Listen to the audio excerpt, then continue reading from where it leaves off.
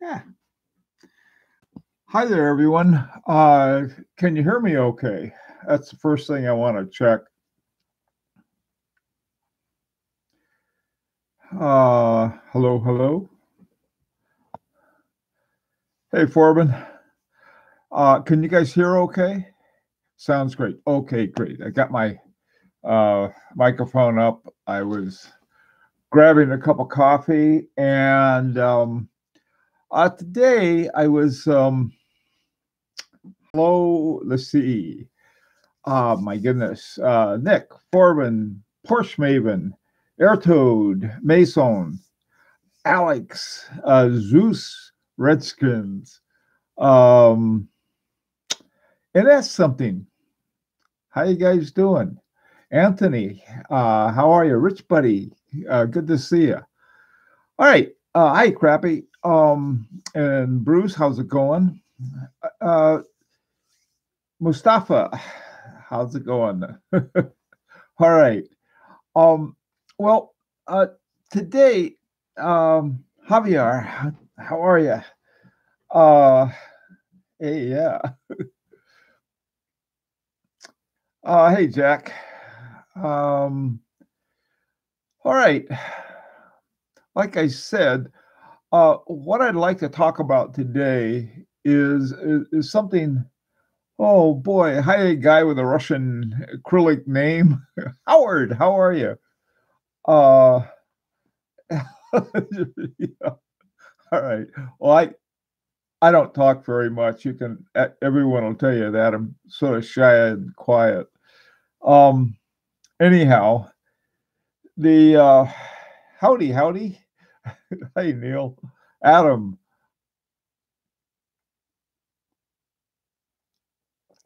I had to grab my coffee. It was a little late in that. Okay. Uh, uh, Let me tell you what sort of happened to me. I was as I'm wont to do. I was thinking about movements and so forth, and I was thinking about some of the guys that we had on. Let's see, what's today? Today's Saturday, so it'd be yesterday. I think it was when we had the yeah, I think it was yesterday when we talked about the um, when we talked about these watches made by these craftsmen. Okay, and the one of my favorite brands is Vacheron Constantin, and it's one that's been around forever, and it's done everything that you're supposed to do for a watch company, a high horology watch company, and the then I was thinking, here these guys are, this one guy spent 3 years to make his watch, and then another year to put it together, something like that. And he comes out with this beautiful watch, and he charges a lot for it. But then I was looking at the prices of Patek Philippe and Vacheron Constantin and some of these other ones, and so I hate to sound like a broken record, but one of the things that hey Clive, say hello. All right, one of the things that I was sort of kicking around in my head is that to what extent, um, as consumers, are do we buy into all of this? I use the term brand wash for brainwashed. Aren't I clever? And the the whole thing of it is that I've heard people say exactly what an advertising copy says. All right, like, I know about watches because I read the advertising copy. Hey, Renee, and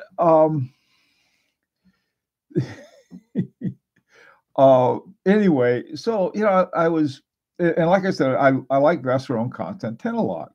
And the two watches I have the 1972, the middle version, and then I have the what's it called, the Historiques America 1921.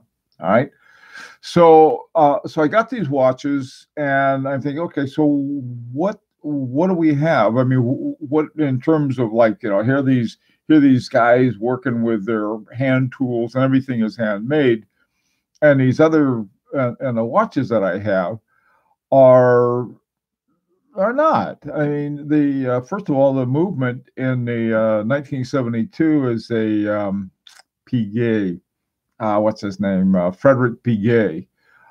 Something something, and it used to be one of the smallest mechanical movements around. Hey, Thomas. Uh, so the the thing I started, thinking about. Well, okay, that's so I don't know, Frederick Piguet. I know who he is, and he makes good movements, and he's got a good reputation, and so forth. Hi, Letha. Anyway, so but I don't know really too much about it, except the movement seems to be pretty good, and the watch is wonderfully fun to have. And then on the 1921, I sort of know the guys who were involved with it. When the watch first came out, Carey Boot and Lannon did a review on it. This was sort of interesting, a review for Vacheron Constantin. And he talked about all of the different kinds of things that they had, the way they had built it and so forth. And so, but, I don't know who did it. Is that they had, there was some specific person. Well, I later on, I did meet the guy who was in charge of the watch design. I can't think of his name, and I'd probably mispronounce it anyway. Okay, so I know that they had somebody there, and he was telling me all about it. Now, actually, he was telling me about the 5100 because I met him right at the same time that the new Overseas was coming out, which I think is in 2016. So anyway, so I sort of knew these guys, but I also knew they made a lot of them, and then in at least in the 21 American, the movement is a 4400. Okay, and it's a hand wound, which is kind of watch I like. It was running at 44 night. It was running at 4 hertz, 28,800 vibrations per hour. All right, so far so good. And but then the JEJ, I'll get to that question. You have a good question. I'll bring that up in a second. The thing of it is that they came out with a 36 millimeter for the 1921. All right. So I looked at it, and it had exactly the same movement in it. And I'd always wondered, why was it a little smaller than the case in my 1921, which is 40 millimeters. Okay, well, maybe they were planning ahead and say, well, maybe we will make a smaller one that for people who like the smaller sizes. And that's what they did. Okay. So I started thinking about it, and then they came out with the 56. I think it was called the 56. And they had 4 different models. And 2 of them, they came out with 6 different models, and 2 of them were not the, what's it called? The Geneva seal. They didn't have the Geneva seal. 2 didn't. And they were the ones that was made by Val Fleurier. Same movement was used in a Piaget, I believe, and also in a Cartier, all of which are owned by Richemont. Okay, so you've got that. And yet they're saying, okay, we're high horology. Well, the whole point of high horology, to a great extent, was to have a handmade watch, in the sense that here you have all of this enlace and the perlage and all of these other things that were done to the movement to make it special. And so this therefore justified the higher prices. But then they started, the 2 things happened. One, some of the makers said, we don't have a movement that we can do that too, so we just get one off the shelf from ETA, and they're not bad movements. It's just that the whole purpose of high horology was something else. Okay, so then you start looking at the people who are making them themselves. JEJ had mentioned F.P. Journe and Carrie Wooten Lannon. You don't have verses with those guys. You really don't. I mean, it's not like an Omega or a Rolex, something like that. You have one thing, and the one thing that you have is you have craftsmanship. You have both F.P. Journe and Carrie Wooten Lannon have craftsmanship. Now, Wooten Lannon doesn't make very many watches a year. I don't know how many, 20, 30, 40 a year. The same with some of these other guys. Now, what about F.P. Journe? Okay, well, he makes under 800, I think. Yeah, or under 900, one of the two. Not very many. And so is there anything really special about his watches? Every single one of them has something special about it. Now, it's like it could be in the movement, in the blue, for example, is they have these double barrels. All right. Now, the double barrels isn't for longer charge, but rather what it's for is they only use, the middle 60% of the charge on the spring, and this is how they have a constant force. And so you don't have the thing running fast at the beginning and slow at the end. All right, so you have those things. The resonance, yes. So every other one of them has something in it that's special and requires something more than being crunched out. Okay, so but do I believe it? I don't know if you guys saw this or not. I've got to get the link on this, but there was an ad that F.P. Journe did, and the guy looks like death warmed over. I mentioned to somebody he looked like he had taken a battleship gray makeup and put on, and was talking about how much his watches were going to be worth when he dropped dead. To me, then there was some more pictures of F.P. Journe at the ladies' golf tournament that they sponsor, and he was in the pink. So, well, what a recovery! But what he was doing essentially, and he was mentioning, I think he was talking about Ferrari of all people. He said when Ferrari died, his cars were worth more. So this whole thing. Now, to me, that is bamboozle by F.P. Journe, and he doesn't need to do it. I mean, he makes really good watches, and every one of them is special. Some of them are a little weird. That's okay. Renee, you mentioned Philippe Dufour. He just made exactly the watches he wanted, and he got tired of it and quit. And so now his watches are worth a fortune, and I hope the guy is in great health. But he's another example. This guy right here, this is my, Lang and Hein. And this was made by Marco Lang, right? Their company makes less than 50 watches a year, and you have special things on it. And again, the other thing that was going on with the hey, Bill. The other thing that was going on with all of these watchmakers I was looking at, they have this slow, lower frequency. They were all making watches with 2.5 hertz or 18,000 vibrations per hour. Okay. All right, so let's talk about that. One thing I'm thinking of, and I know this sounds pretentious, and it is because I'm a member of the Pretentious Watchmakers, and so we can be pretentious. Hey, Eric, how's it going? So, and that's taking something like a ETA you need is 6498 or 97-1. The dash one is the one with the slower frequency. It's the one with 2.5 hertz.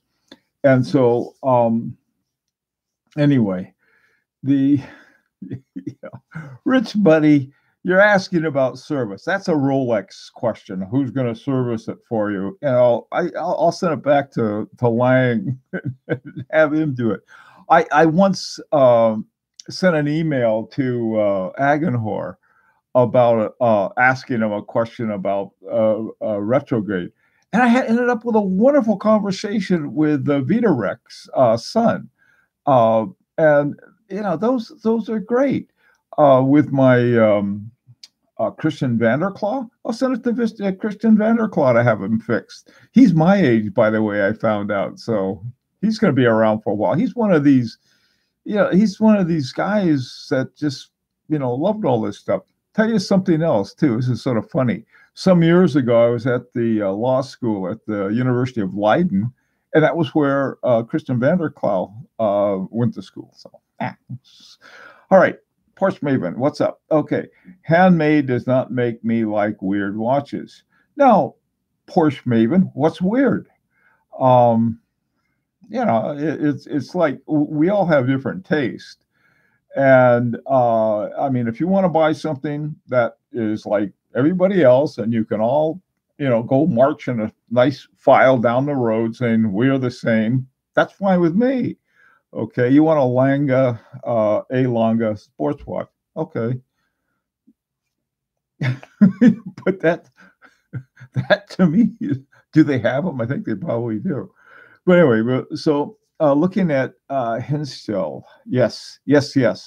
Now, what these guys do is sort of interesting. The Henschel, they take ETAs. They all love the ETAs. Old pocket watch movements, which is the 64, 97, 98. Okay. All right. If you're going to worry about, here are two things if you're going to worry about. If you're going to worry about service and service cost, get something where they're cheap. Okay. Get something where anybody can fix it. In fact, if you get something with an ETA, anybody can fix it. You got to see my watchmaker. I got the greatest watchmaker. This guy he's this old Russian guy. And I think I may have mentioned before, I don't know his name, but he's my guy. He doesn't use a time grapher. He comes in, I think I may have mentioned before, he's like that deaf, dumb, blind kid from the Tommy playing pinball. He just has magic and he fixes everything. He's really incredible. And so I'll take it to my guy on that. But on the other hand, with my FP Journes, I sent those in to the service center they have in the U.S., which is in Miami. Okay.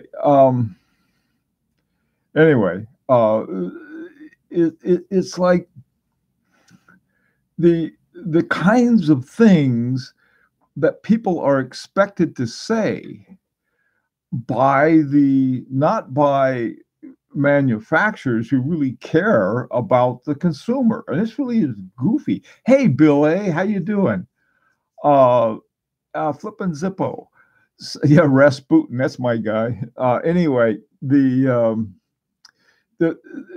point is that, you hear in marketing, they talk about computers, not computer, but they talk about service, customer service. Okay. Now, one of the things that you can see if you go to just about any watch thing, you'll see something that all of the watches are made with passion. That's like, we're passionate about everything. Yeah, we knock out 1.4 million watches a year, and we're passionate about every single one of them. I think that they're passionate about something else, perhaps. In Soviet Russia, watch time graphs you. Yeah, they do. That can happen. Anyway, all right. Let's see. Does your Yakov Shmirov still have a career? I don't know. Anthony, what's up? What about heritage perspective? Okay, now that's another thing. This is another thing that's extremely important, is this whole notion of heritage.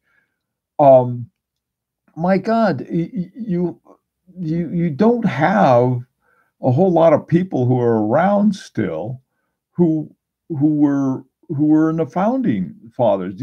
I don't think that Swatch has a whole lot to do with Abraham Breguet. Yeah, you can trace it back there.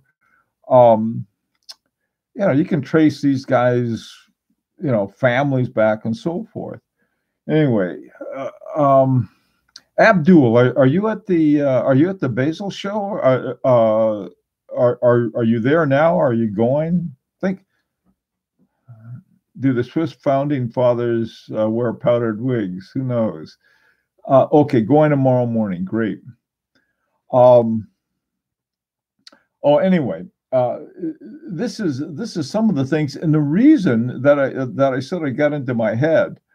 Oh, Porsche Maven, you're going too? You'll be at the show? Crappy. Let me see what you never heard of that before. Swatch batteries are easier than design genius. Okay. To the Basel world. Okay. Well, anyway. I think there's another conversation going on. That's okay. All right. So, all right. So anyway, so this is what I sort of want. We shouldn't discount Rolex horology just because of the numbers they produce. Why slant them for being great business sense? Oh, they're a great business. I'm not saying that. They really have wonderful customer service too, right, Rich? They really treat their customers fantastic. Is that I don't have a Rolex and I haven't been with them, but some of the things I've heard have been pretty exciting. Is that Rich? I love Rolexes as much as anybody. Okay, I'm not being sarcastic. The point is though is that we are customers. We're the ones with the money that we buy these watches for. Hi, John. So we should not be embarrassed to say, look, we're paying a lot. I mean, you're paying $5,000 for a watch. Let's say to get a Rolex. Are you paying 10,000 or whatever deal you're getting? I'm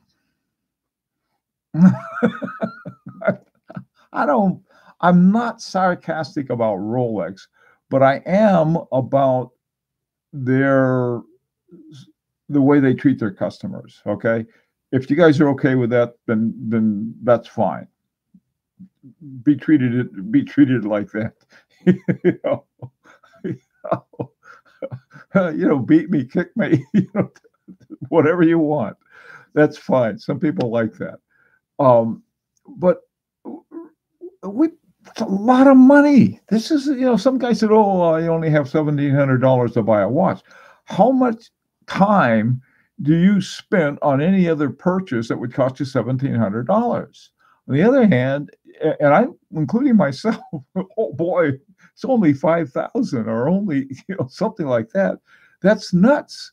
That is sort of like, well, how did that happen? And if you look at the history of it's sort of a trying to get back on their feet after the quartz crisis. Now, here's the other part about it that I think is important. We need to support the watchmakers, all right? The independents, the great big ones, the little bitty ones, and the ones in the middle, all right? But we need to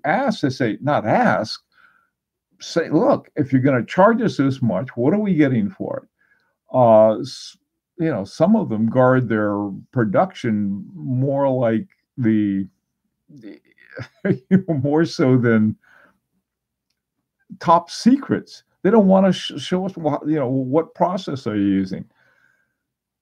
Okay, I need to meet a humble billionaire to help me buy a Rolex. A humble billionaire? I don't know. That may be an oxymoron there. Crappy. Okay. All right. Some of these have ugly dials. Porsche, will you get off your ugly dials? Okay, ugly dials or pretty dials. There was one of the guys today who got a brand new H Moser, totally clear dial with this in, I think it was in blue, beautiful watch. But a lot of people, oh, that's awful. You know, it doesn't have the numbers on it. Yeah, come on. All right. The marriage watch is true that Vacheron and Constantin named one of their models the marriage watch. I don't know. They could have. To me, it's like the world's worst marketing if they did that. Okay, the Felix is my favorite harboring. The simple dial is so nice. I like it too. You know, the thing I like about the harboring, I still don't have a watch that costs, 5 times as much that keeps mechanical time as well. All right, it does beat it 4 hertz, so that gives it an advantage. Don't forget to support pretentious watchmakers. You bet, Renee. We're the ones that you need to support. We're the most important ones. Okay. Flippin' Zippo, what's up? Okay, let's see what else you guys have. Okay, here was this thing by Brand-washed is what I mean is that we're delivering their message, not the message that, hey, I'm the watch buyer and I need to know what I'm getting. I need to know what I'm paying all this money for. And don't sell me the brand name. Sell me the quality of the goods behind the name. And this is why I did it on all of those guys I think I talked about yesterday. You didn't hear about them, except for maybe some of you had heard one or two of them. But look at the watches they make. My God, they have these fantastic watches. One that has me all excited and it's the least expensive one. That's part of the excitement. Maybe it'll come down someday. Is that the Tsunami? What a beautiful watch that thing was. And they have all of these really nice dials. They even have one, I think, that Porsche may even like. But these are the kinds of things. Now, here's where the power is as consumers. If we get caught up and okay, the brand says to buy this or the brand says to buy that, we're screwed. Period. We've got no bargaining power whatsoever. On the other hand, if we learn about these kinds of things, then we have a lot more power because you can go in, you can say, okay, you're here to buy your Patek Philippe, or in my case, you're here to buy the Vacheron Constantin. Says, well, maybe that's one of 5 or 6 watches I'm looking at, or 5 or 6 brands, or 5 or 6, I'm looking for this kind of quality in a watch. And, I don't know if we're doing that or not, or we're just sort of buying into the whole brand thing. That's good. Now, this is what okay, I have a Thomas Mercer chronometer, 58, that is plus seconds per month. Unfortunately, it weighs 8 pounds. Hey, Bill, I've got a 1968 Patek Philippe. That thing keeps perfect time. And my old Beauvais from the 40s, my Beauvais Mono Retropont, that thing gives pretty good time too. It's got a Valjoux 84 or 82 in it. Okay, all right. JLC was a good JLC. I like those watches. Brad, what's up? Okay, you're fighting a losing battle, Bill. We humans, even watch collectors, like to belong to groups. Oh, you mean the herd? Yeah, well, watch collectors, we're a group.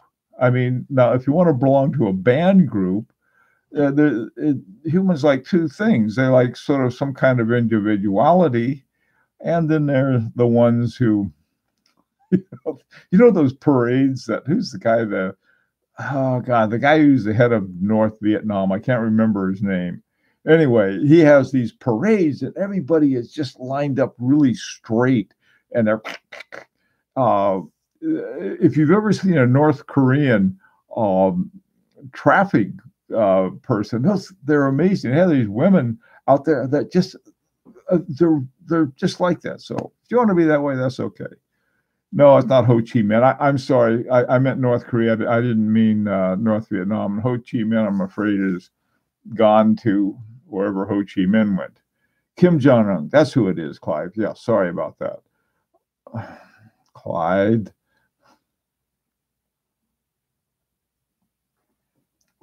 Okay. Um, Steve, behave yourself. Okay.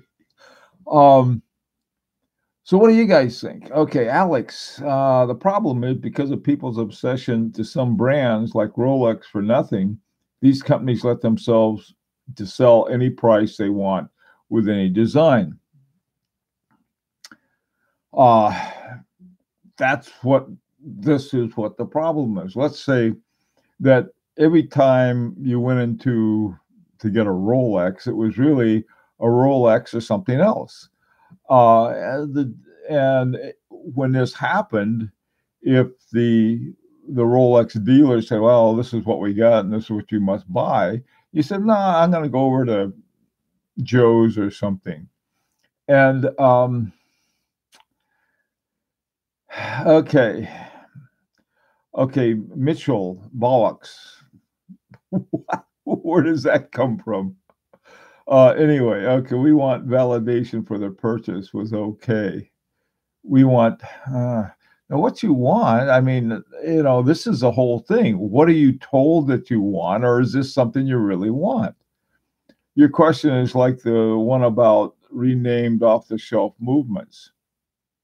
No, it's not. Forbin, a lot of times I certainly say that. Go get a stick and stick it in the ground. Mark up shadows. You got a Rolex. Michael, come on now. This is, we really shouldn't pit watches against one another. I mean, it's just the watch companies is that rather than asking, oh, should I get a Rolex or an Omega or a Zenith? Say, hey, I'm going to get a Zenith Defy. They got a brand new movement. They really do some things. They don't cost as much and they're better watches.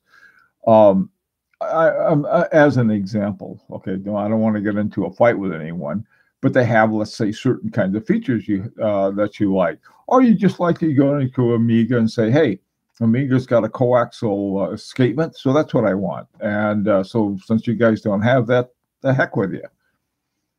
That'll be $5,000, please. You got it. Hold your breath. Checks in the mail. All right.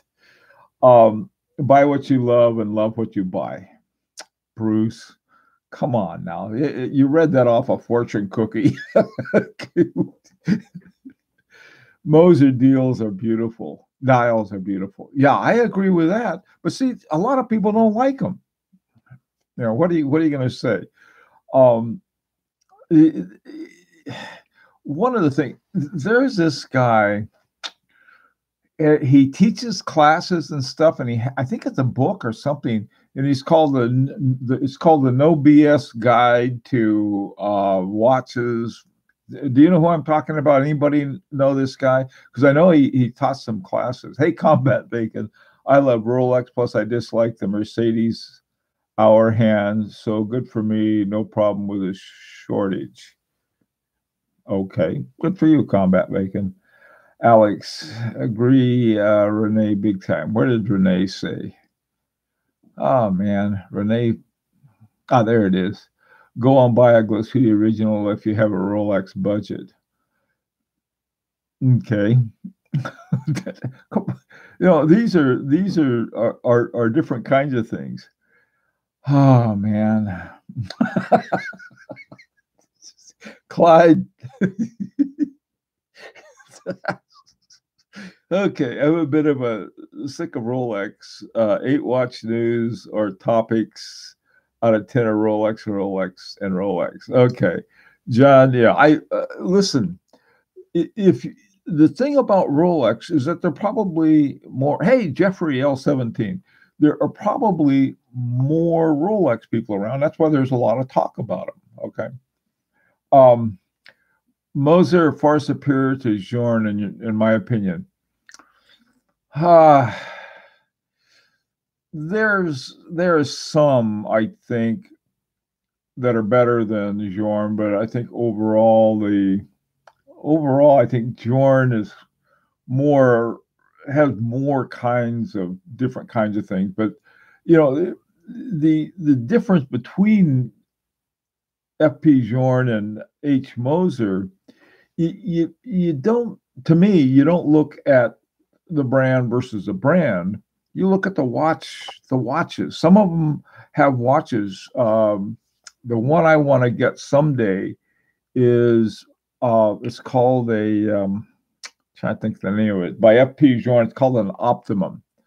And the reason I like it, it has a Remontois d'Égalité in it, which is something I just like in a watch. Now, I may find it in another watch, but there are not a lot around. On the other hand, I just love my H. Moser. Those are an amazingly good watch. Okay, let's see. I must say it does take quite a bit of talent to make a good mechanical watch. It's art, really. Yes, yes, yes. A good craftsman really has the art part. And I don't know. Oh, come on now, Steve. Don't pick on Crappy. Let's see. If you buy a watch you like, you deserve respect. If you buy a watch you like it. I mean, there are these people who have nothing but negative stuff to say about everything. Like, and this is one of the things I'm going to be off on, and not too long in the near future. I'm going to be really looking closely at some of the kinds of things that the independent watchmakers are doing, especially these younger guys, but also that old Chinese guy. He's great. Tanzu. Oh, wow. Here's a guy, he knocks out 4 different movements, including one that was a proprietary escapement that is called the di-axle, I think, rather than coaxial. But he gave credit to George Daniels on that. Now, this is why I don't have a lot of patience for these companies that say, well, we have to invest umpteen $1 million. Hey, go talk to Tan. He'll knock one out on your lunch break for you. This guy's a real artist. And some of these other ones that we really don't, have a lot of, I don't know, we really don't understand. Even, the Tanzu's, he's like 63 years old. He was working in a watch factory. God knows what he was doing. And then he said, well, I'm going to be a watchmaker. There are things. Another guy who I'm watching very closely is Rolf Lang. And he's another one of these guys from the Dresden area, not from Glashütte, which is, they've got some good watches up there, that's for sure. But in Dresden, that's where you find these interesting craftsmen there. So that's these are all interesting places. And so one of the other things is, you never know where someone's going to pop up and be this, hey, wow, this guy really makes cool watches. And so this is why I think, get away from the whole brand thing. This is why I say you're brand washed, is that who needs it? And I say, well, where are you going to get my thing fixed? Don't break it. Maybe that's what you need. Tanzula diaxle escapement. That's right. That's the one, Forbin, exactly. Howard Myers, it's definitely an issue. Ordered mine from NYC dealer. The only dealer in Canada is Vancouver, 5-hour flight from me. Okay, what's going on there in NS something? It's definitely Howard Myers. Howard is really smart. Okay, I always look at Moser watches when in Europe, but I haven't the foggiest idea where I can find an AD in reasonable proximity to Phoenix where I could look at a Moser. I'll tell you, Howard, Las Vegas. Las Vegas is like Miami. They got tons of watches. Also, too, if you leave a note with the American distributor for that is a guy who didn't live far from me, Mike Margolis. But right now, this is something that was telling everybody. There was some crazy sale on Shop Worn, and they were knocking off 25%. I think they still are. And if they don't, you can do it. But they have like an H. Moser brand new one for like $8,000. Now I know that's a lot of money. And I was thinking of grabbing it. The other thing is that people say, well, you're going to lose your money on that because they don't keep their value. That's right. What you do, you wait until they drop in value and then buy them, and they're not going to drop anymore. And they may go up. What happened for some reason after I got a really great deal on this Henry double hairspring, it went up. I was looking the other day, the thing is up over $20,000. I said, what, are you kidding me? But, surprise, surprise. Okay, hey, Ott, how's it going? 8,000 man to tell time. How much money do you spend on a dildo? Now, hey, come on, Otto. These are watch collectors, all right? I don't want to hear about your own fetishes, all right? How's that? Okay, Las Vegas must have a lot of yellow gold watches. Yeah, Las Vegas is a great place to get watches.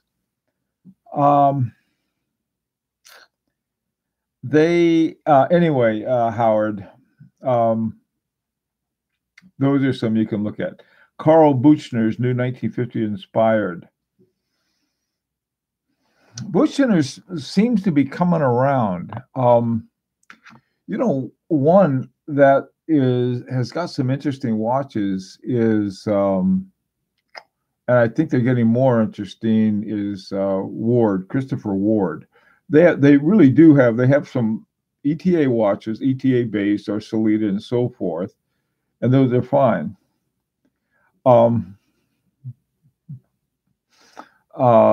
Anyway, the whole thing about them though is that they started making some of their own movements. And if you look at the movements that they made themselves, and you look at the back of the watch, they've got some really good buys, I think. So that's what I think. Okay, I think some Buchner watches looks. Yes. Well, yeah, some of the Buchner too. Flipping zero stop, Moser, Jean Parmigiani, Rolex. Yeah. Yeah, Rolex is, I have a blue dial Buchner. Alex Bayani, you've got a blue dial Buchner, 7733. How do you like it?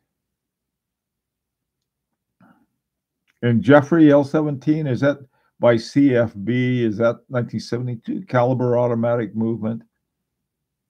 Get it at the time. Okay, you guys like it. All right. Well, there you go.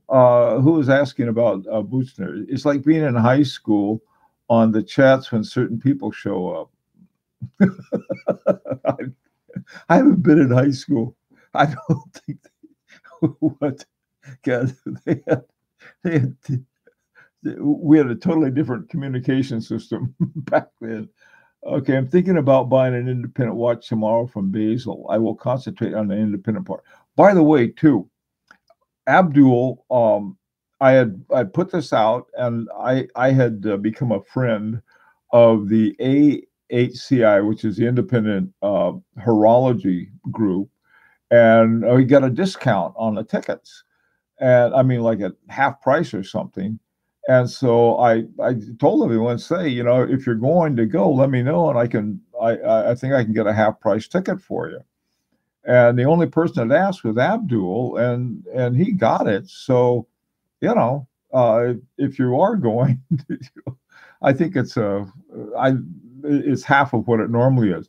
But if you go to the Basil show, or Basil, how do you pronounce it?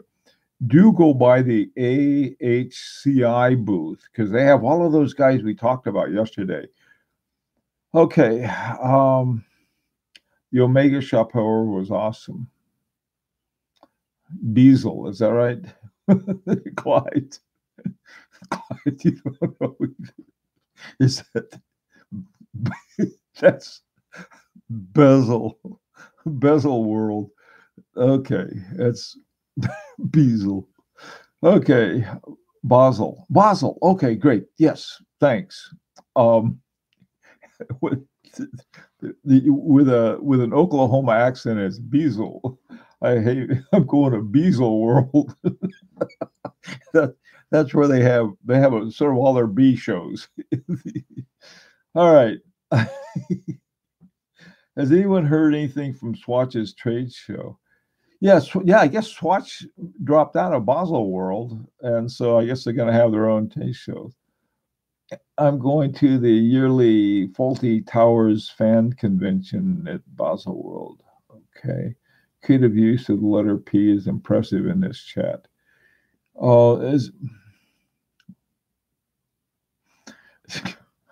Okay. Obviously, does not watch every single Archie video. Good for him. Okay. Well, listen, everyone, I'm sort of over my allotted time, but it just think about this, okay? What you're thinking and what you're saying, to what extent is this simply from the ad copy, from the advertisers, or from the marketing program? Try to get your own rudder straightened out. It doesn't matter if you like Rolex, love Rolex. That's not the point. It's not Rolex. It's all of them. And it's like, okay, so don't get what you want. Okay, thank you all for coming, and you're a great group. Take care. Oh, tomorrow we got another review, collection review by a real person. We'll see you.